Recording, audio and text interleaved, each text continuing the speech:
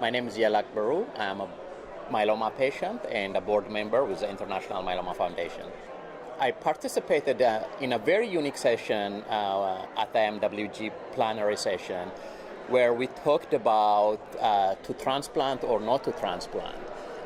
As a young myeloma patient, what is the right thing to do?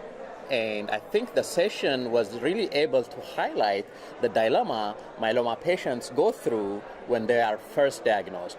Do they transplant or do they wait and transplant? We had multiple opinions. As you can imagine, IMWG members have opinions. And Dr. Vincent Rajkumar, Dr. Nooper Raje, and Dr. Jean-Luc Harousseau from France were some of the people I was able to get second and third and even fourth opinions from.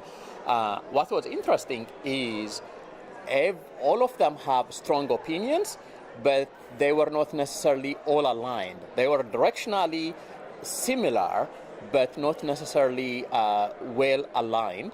And I think the session highlighted the importance of taking patient preference and their stage in their myeloma journey and their stage in life into consideration as myeloma doctors customize treatment unique for each individual. There were some doctors who were strongly advocating for early transplant, induction and then transplant.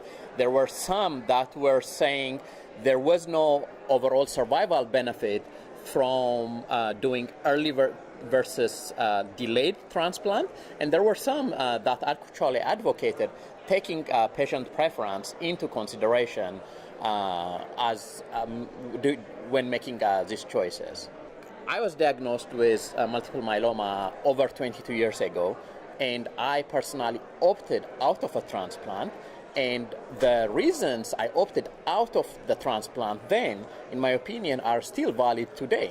Number one was I had achieved good remission, a stringent complete remission, and there was no guarantee that the transplant was going to further deepen my remission or prolong my remission.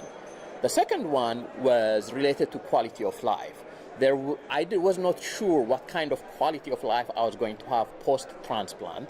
And the third one was I was going through graduate school and I wanted to finish graduate school.